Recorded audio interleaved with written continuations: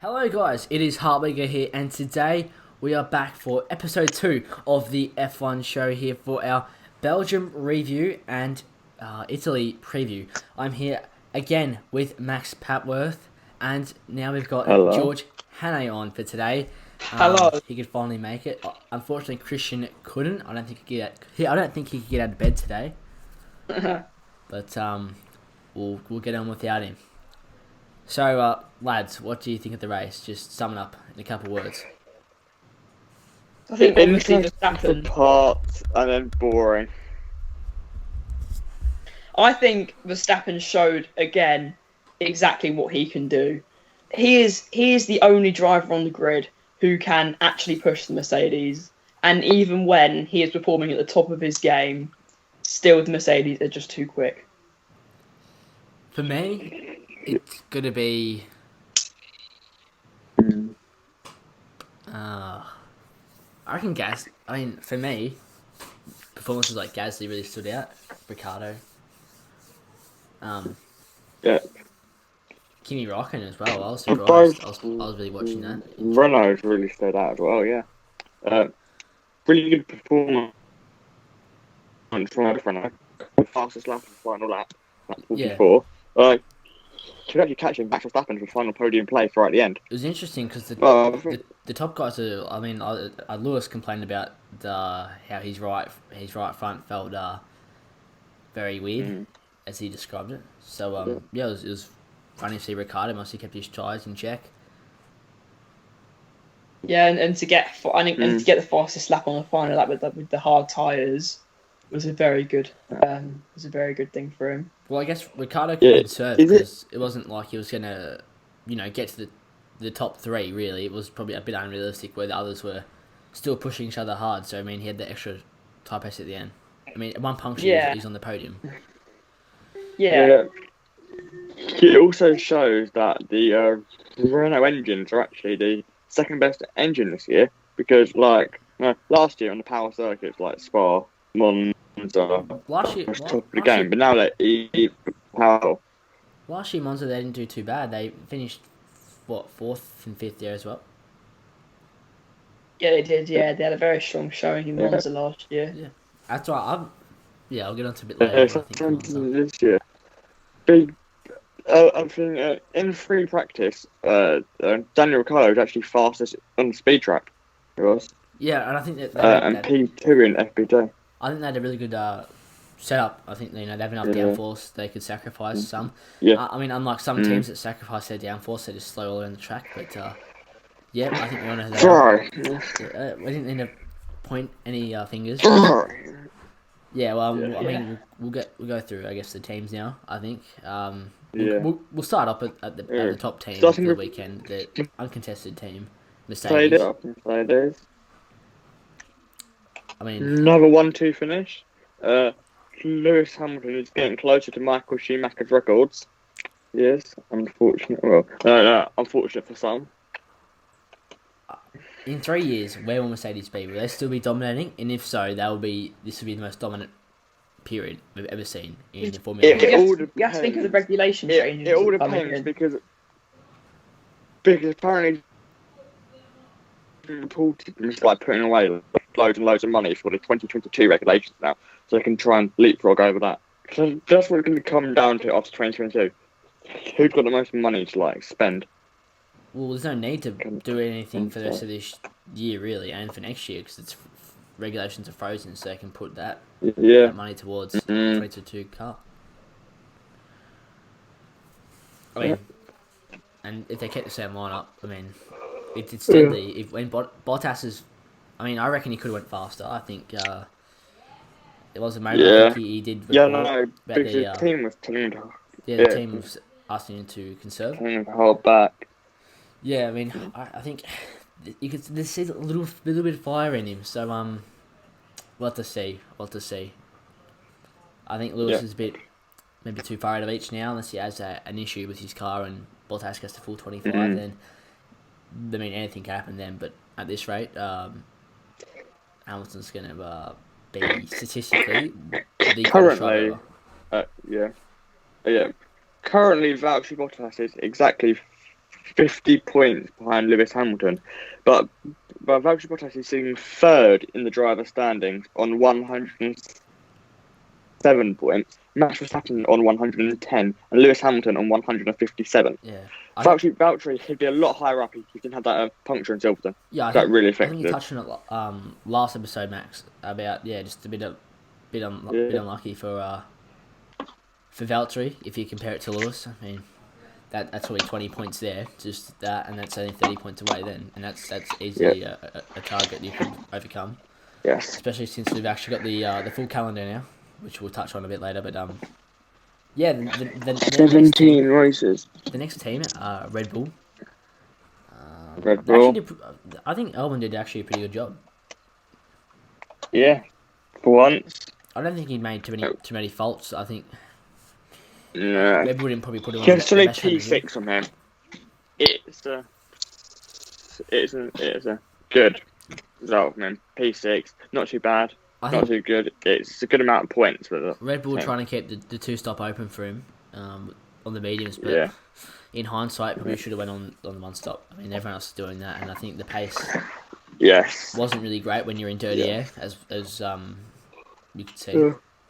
I think the plan for Albon was that once he was on the medium tyres on his final stint, he'd be able to make his way past both the Renaults.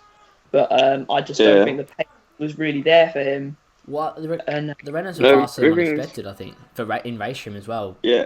Because they've been fairly decent in qualifying with their race. That's not really been in recent years been the highlight. But I mean, and then getting stuck in that kind of that 1 second gap. You said that consistently throughout the whole grid. You get stuck in that gap unless you're much considerably faster, or you just had a really bad engine. Because Lando Norris finished 1 second behind Alexander Albon, and Alexander Albon finished pretty much 2 seconds behind Esteban Ocon, so them three just stuck right at the end. The tyres fell off at the end, though, I think, quite dramatically. Yeah. Even the hard tyre guys were at the front were struggling, so, I mean, the medium tyres must have been absolutely done by then. But I think another mature drive for Max Verstappen. Even he only got third, and he never really looked. At one stage, he looked a bit catching Bottas, but then the Mercedes just, got that gap out again. He never really looked like challenging the Mercedes, but I mean, never looked like being phased by Ricciardo at all. Just another driver he maxed out the most he could. Another thing, would you say Alexander Albon is underperforming against his teammate? I think the car will. Because after 7 races, he's sitting 60 points behind. Yeah. A couple tenths to Verstappen. Albon also been. So obviously, we have to think for Albon, it is his second season in Formula One. He was promoted to Red Bull halfway through his first season, and he did an incredible job for the remainder of 2019. I think in 2020, the thing we're lacking against Verstappen is his qualifying performances. His races are very good, but I just think with a higher grid spot, he's not going to be stuck in the dirty air of the traffic that he would finish ahead of if he'd have started it in a higher position. So I think it just makes him have unnecessary fights with the some of the slower cars. And I think if he can get a good qualifying lap behind him to put him in a good position on the grid, maybe even 1-2 positions behind Verstappen, it'd be better than starting 7th, 8th, or 9th or whatever. And so we are comparing Alexander Albon, who's been under immense pressure for all of his F1 career, to Max Verstappen, the Red Bull's golden boy. Yeah, a career that's been so. I mean, he didn't expect to be in F1 in 2018, and then comes up against the tipped future world, the man to take Red Bull back to glory, and to be tipped to be on the greats in the future. I mean, that's. I think we all expected Verstappen to be faster than him, especially when he's got the car underneath him. So, I mean, I think if Alex keeps performing like he did at Belgium and then progressively gets better and better, I mean, he could be going in good stead for a good kind of re-gunner for the Red Bull team. Yeah. Also, I think with Max Verstappen, it's almost like he's transformed overnight because he was making mistakes, mistakes much more often than he does now. It's almost like he just changed completely overnight. Because I remember I think his last proper mistake was in Monaco 2018 when he crashed his car in FP3 and couldn't start in qualifying, so he started from the back of the grid. And I think just after that, he's just hit another gear in terms of his driving and performance. I think what I want to add to that is, I think he has. I think it's all clicked, but at the same time, I think that was around the period where Red Bull gave Max that backing, to be the next. That's probably about the period where they figured out Max is the next thing for Red Bull. And I guess that confidence the team's going to give him, and that's going to give the car the platform for him to do it. I mean, that's obviously a mental thing, and everything clicks like that. And I think it's been working really well for Red Bull. And that's when Daniel Ricciardo saw the door to leave eventually, because obviously you don't want to be a number 2 driver, especially when the team have backed you for this long, and all of a sudden when you got title aspirations, it's not easy. Yeah. I was going to say, Daniel Ricciardo has made a brilliant career. Like, it's going to turn out to be a really good move from Renault to McLaren because we can move on to McLaren after this. McLaren are moving up in the sport. They're going to be, 2022, they can be back to, their 2010 days where they're going to be fighting for wins, etc. They're going to be up there. Yeah, they're going to be competitive. But Carlos Sainz, he must be regretting the thing to leave McLaren because he's almost taking a step backwards. But I think it's 2 steps backwards, and I think it's, in the long run it could turn out to be good. We just don't know yet. We just don't know. Because obviously we just know how great the Scuderia are as an F1 team, and I think they will be able in their history. In history, of course, yes, but we don't want them to now go through.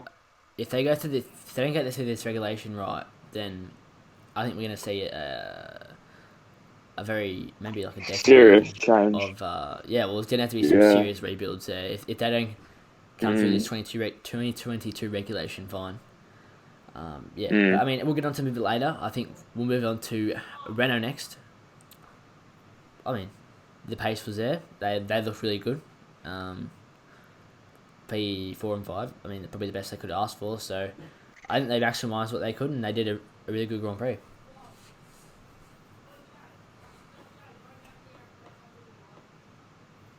Yeah. Yeah. McLaren, they had strong performance. They did finishing.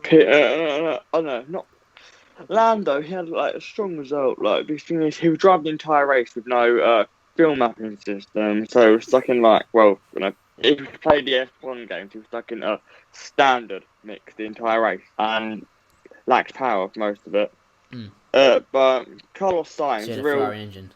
Disappointment. Yeah. It's real. Carlos Sainz, Spa's not really been his favourite track in the last 5 years. He's DNF.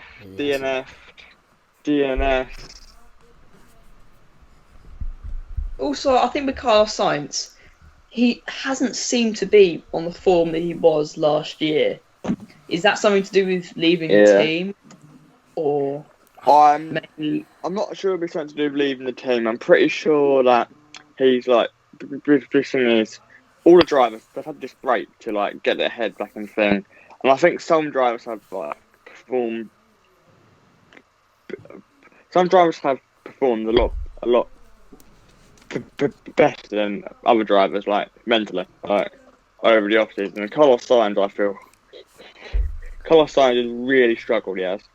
I think it's going to be playing on his mind, into it. It has to be playing on his mind. The career mood he's made. Yeah. There's no doubt about it. Yeah. And I think maybe he feels like he doesn't fit in at McLaren anymore. And then with that big decision he made. Maybe trying to try too hard to prove himself now, and then also worrying about the Ferrari issue, and that all compounds Or it might not. It just could be one little mistake on a qualifying that gets him 3 positions lower, and it kind of compromises his race. He might just Yeah, of course, yeah. bit of unluck, bit unlucky. But I think into 2022, the two teams that really are in the box seat, I think, to make the step up have to be McLaren and Renault, and they're showing some good signs now. So I mean that's good to see. But a team that could next year even actually be a top, a top car, AlphaTauri. Yes, definitely.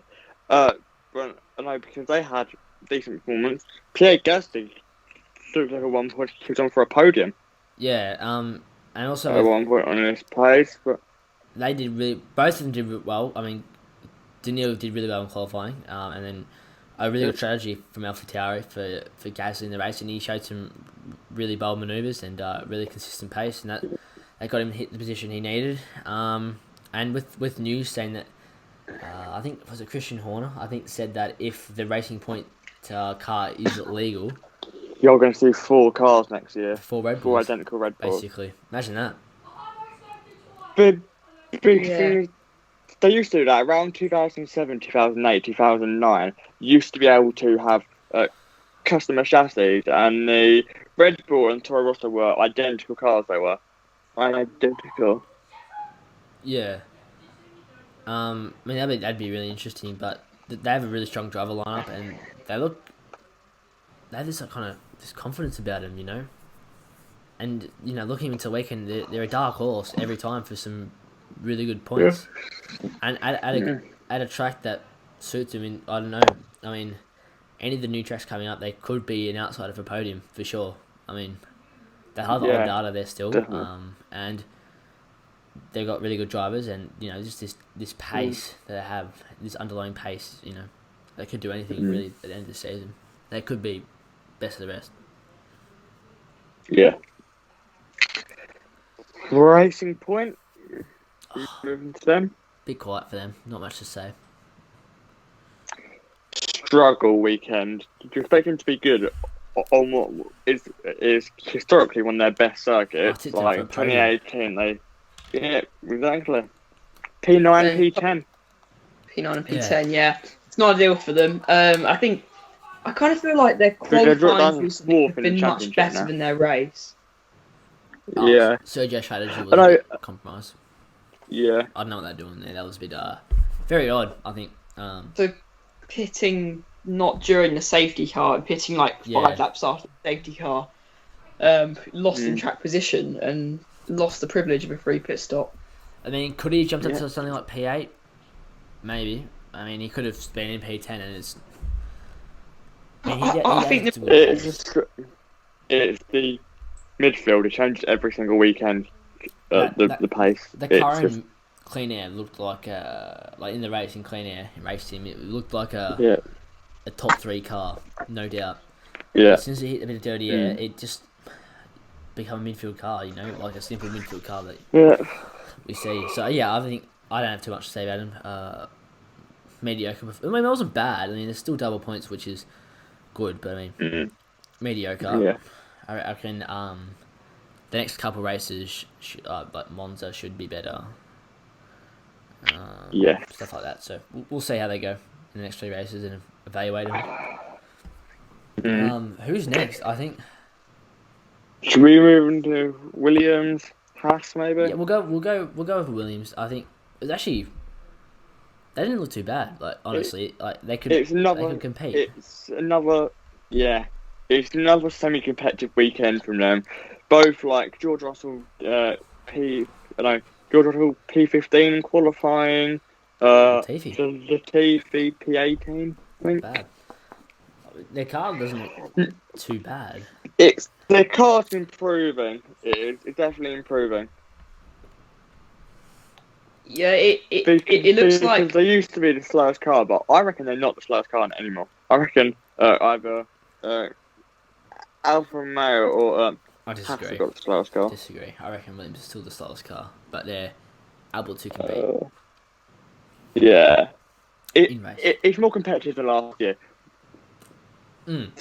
That's certainly more It's a step competitive. up, most definitely. Yeah, even if they're still Yeah. the slowest car on the grid, they're not the slowest Yeah. by a long way this time.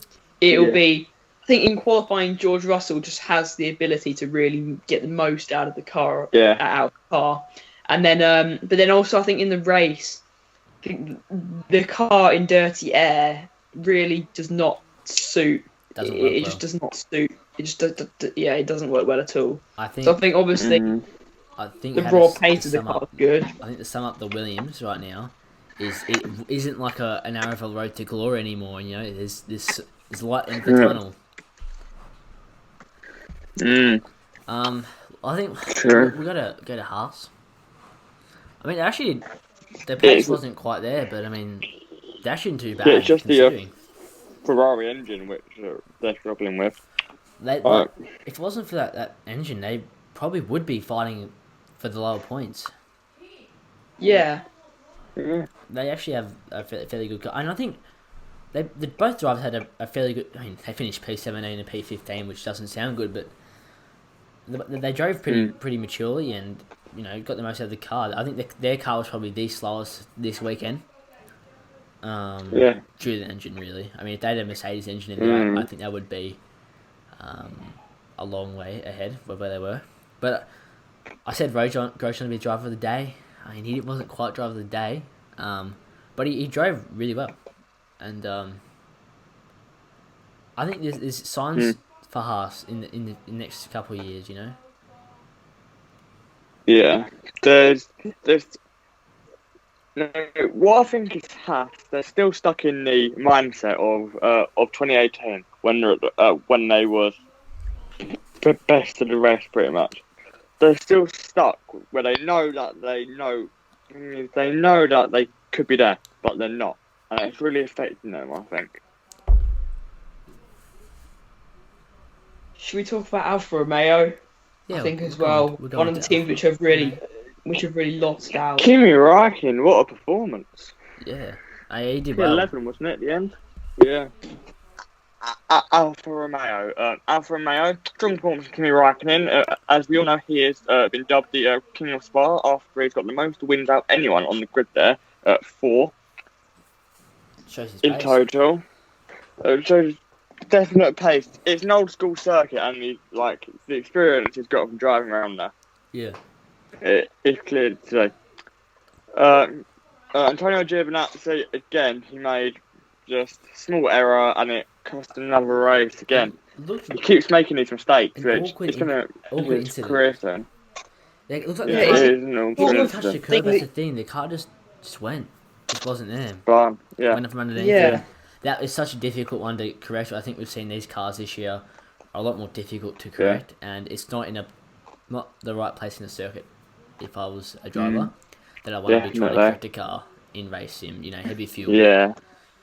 I also think that it's kind of hard on Giovinazzi because obviously, he's not a rookie, but he's just done his first full season. This is going to be his second full season in Formula One, and I just think that it's hard to really learn the ropes of Formula One when you've got a car which doesn't really perform and it's not really there for you really fast. And you've got how many? You got 3-4 Ferrari juniors in the next couple of years that could make the step up even the next year. Yeah. And then you've got Schumacher, and they mug him off for Carlos Sainz in the Ferrari seat. Sportsman. Yeah. And it's not like you can go up to Haas or anything like that as a Ferrari driver in Haas. Yeah. Because Haas are know much better. So. Yeah. And Ferrari. I keep saying this next 10 races.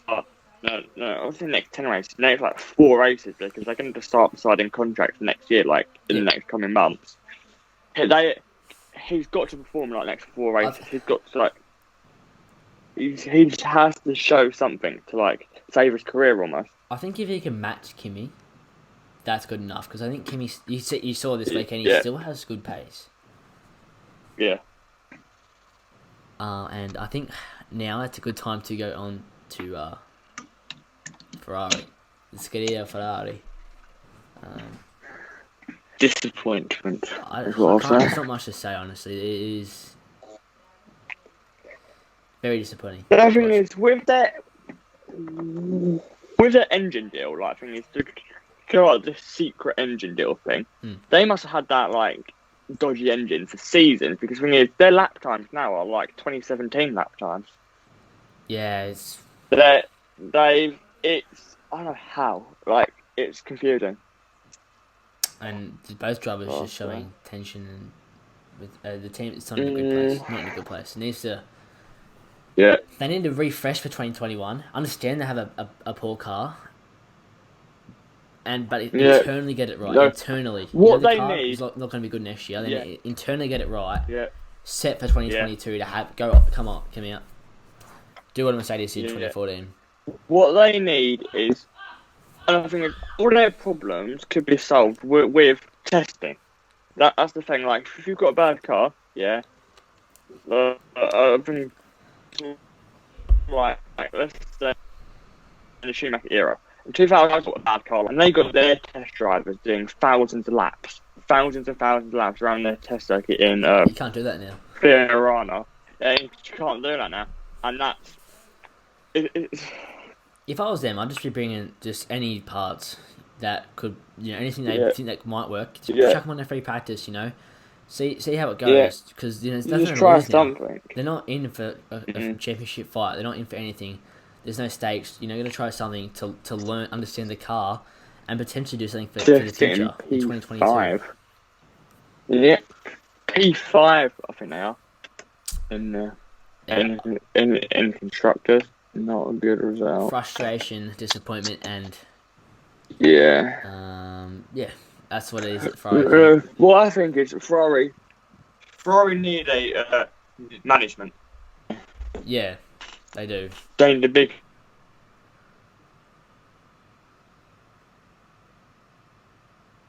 We lost Max. Yeah, I think we did. Anything to say, George? Yeah, I just think the Ferrari, they're just so. I don't know. There's someone I think he works for the Ferrari sports car program in like a World Endurance Championship, and he's really good. He is. Yeah, go George. He's really good. Yeah. Never mind about that. I just think the Ferrari has just been so unpredictable. Like you think you see Charles Leclerc, he is a truly fantastic driver. In Austria, he's able to get this. I mean, it's very under lucky circumstances. You got P2 in Silverstone, P4 in one of the races. Just really getting the most out of the car. Then we can just see him, get really low results in Spa. Like where did he come? 15th was it? 14th. Yeah. It's almost like the Ferrari is a very unpredictable car to drive. Yeah, it does seem that. Like, if you've ever seen Charles Leclerc's onboard during qualifying for the 70th anniversary Grand Prix, he's going through Magnus and Becker's complex, and he is full lock at one point, like car sliding. Yeah. It is. It drives like a 2001 Minardi. If you get like that, it's like when Fernando driving, it has to go full lock on turning and then turn out of the steering wheel to actually get it turned in. I think we've talked enough. I mean, we could talk about Ferrari for ages, but I think so it's not too long. We'll move on to the next. Some news. Is there any news? I don't think there's actually much news coming out in the media. Actually, a lot of drivers. We can go over the new tracks, but I think we touched on that briefly last time. Yeah, obviously there's Turkey's confirmed. I think we did. The Bahrain out of track. Bahrain out. Which is going to provide lap out track. I'm sorry, that. Yeah, it's stupid. Abu Dhabi to round it out. I mean, so the calendar's confirmed. I don't mind Abu Dhabi. Yeah, it's. So we've now got I mean, it could get cancelled all again. 17 race. Unlikely. We've got a 17 race calendar. Yep. For the rest of the thing, which is a fair amount. It's the same amount we had in 2009, and that was a good season. Yeah. Good. It's been really well done. Yeah, considering like the and F1.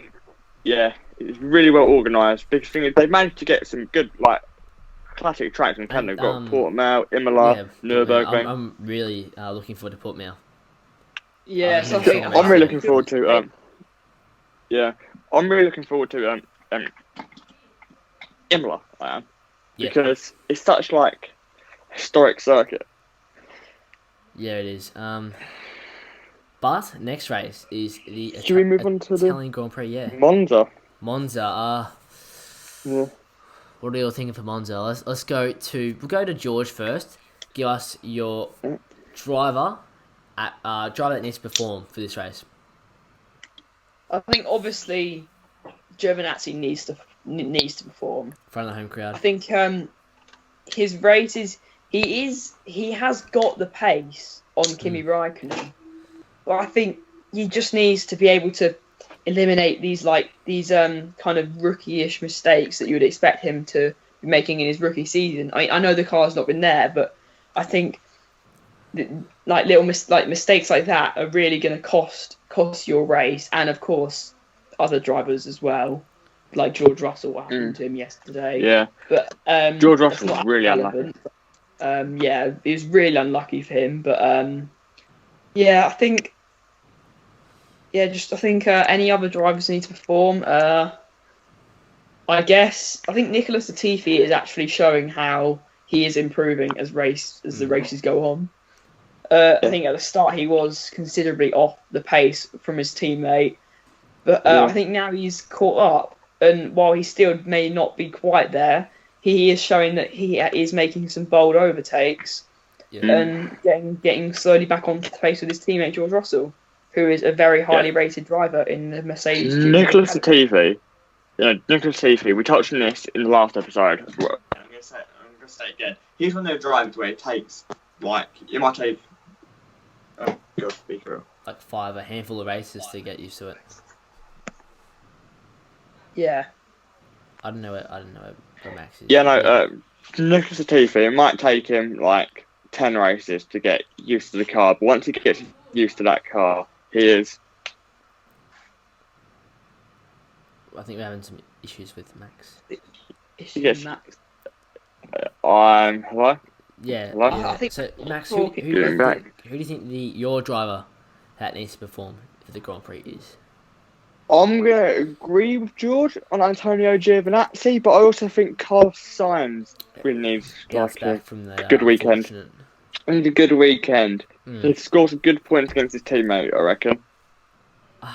For me, I think it's going to sound weird because he got P4 last race, but I think to really show the car's there, it's going to be Daniel Ricciardo. He obviously did P4 or 5 here last year in probably a not as competitive car for the Renault, so it'd be interesting to see if they can match the Red Bulls here. I mean, that's a possibility. So could we see a challenge to Verstappen? Do you think? If qualifying goes alright, potential. Maybe Albon on pure pace. And then are we going to see another kind of thing about Albon needing to improve his Saturdays in order to be able to take the fight to Verstappen, or at least close in on him? Here at Monza, but it will be. We'll go to. I think another driver.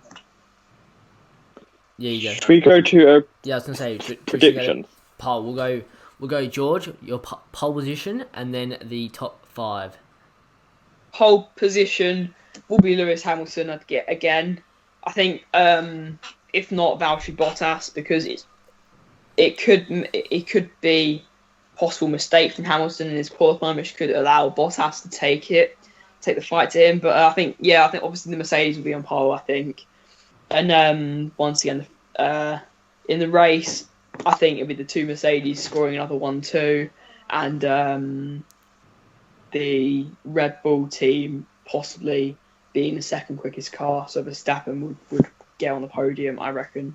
And the Renaults will be probably close behind, possibly involved in 5th. But maybe Albon will be able to beat the Renaults this race at Monza if he can get a good lap together in qualifying and start in a good position. Driver of the day? Driver of the day. I really don't... Actually, to be honest, I think Alex Albon... I've got high hopes for Alex Albon this weekend. If he can get together a really good lap in qualifying, he can show his improvements in the race. We know he's a good race. We know he's really good in his races. And if he can fix his qualifying performances, he will be able to put together a really good race, which will really open up eyes around him.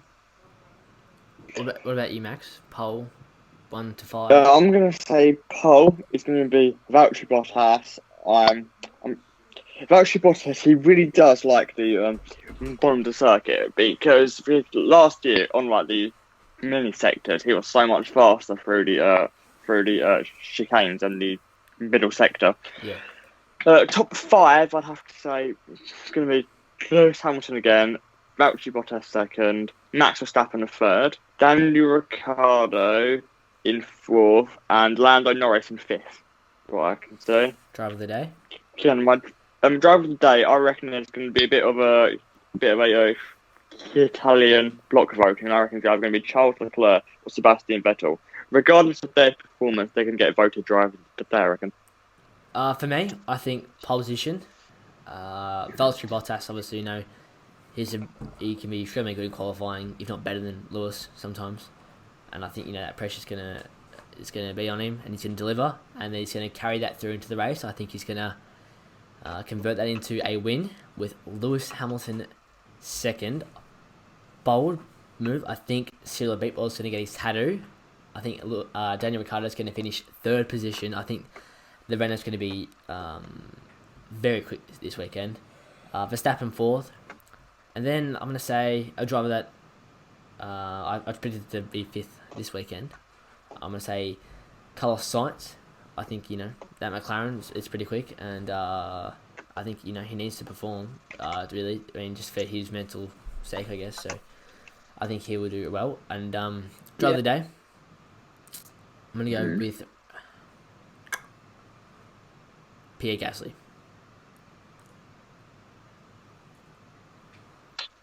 So obviously we're predicting strong showing from Gasly. I can see Pierre Gasly. Yep, I can see Pierre Gasly getting drivers of the day. Italian team. Yep. I guess that kind of concludes our podcast. Also, nearly, yeah. You go, Max. Yeah, if you're gonna make one more prediction, I reckon that there will be some kind of incident into the first chicane which will take out a front-running driver. Ooh. Like one of the Red Bulls or one of the Mercedes, maybe. Okay, that's a bold prediction. Something will happen. And I think that's a good prediction to end this podcast on. I hope you guys have enjoyed episode 2 of the F1 show. This has been the Belgium review and Italian, the Monza preview. We will see you for after the next race. Italy. We hope you enjoyed it, and we'll see you for the next race. See you guys.